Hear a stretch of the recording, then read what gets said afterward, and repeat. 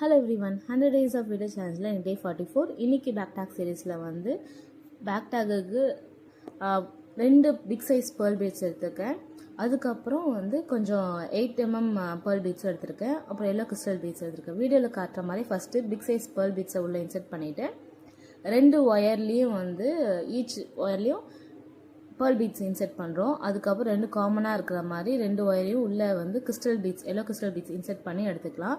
இந்த மாதிரி ஒரு 3 பேட்டர்ன் பண்ணிக்கலாம்.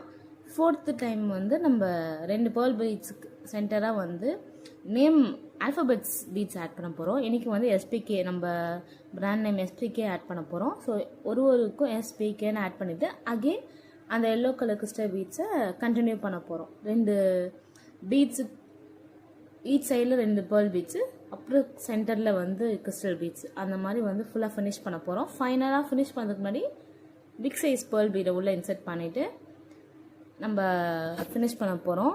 பிக் சைஸ் பேர்ல் பீடை இன்சர்ட் பண்ணிவிட்டு நம்ம அந்த லெஃப்ட் சைடில் ஒரு 8mm கிறிஸ்டல் பேர்ல் பீட்ஸ் இருக்குல்ல, அதுக்குள்ளே இன்சர்ட் பண்ணிவிட்டு கிறிஸ்டல் பீட்ஸில் வச்சு நம்ம ஒரு நாட் போட போகிறோம்.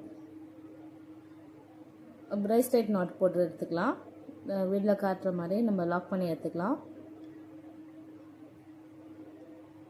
ஸோ கட் பண்ணிவிட்டு எக்ஸ்ட்ராஸை கட் பண்ணிவிட்டு ஒரு பக்கம் இதை ஃபஸ்ட் ரெடி பண்ணிட்டோம். இதை வந்து கீ செயினில் நம்ம ஆட் பண்ண போகிறோம் இன்றைக்கி.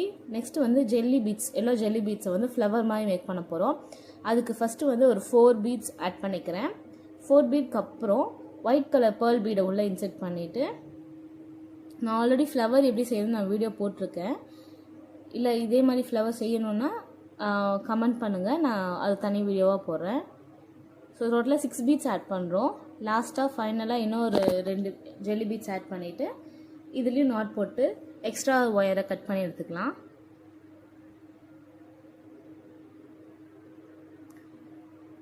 ஸோ ஃப்ளவர் பீடு ரெடி ஆகிடுச்சு.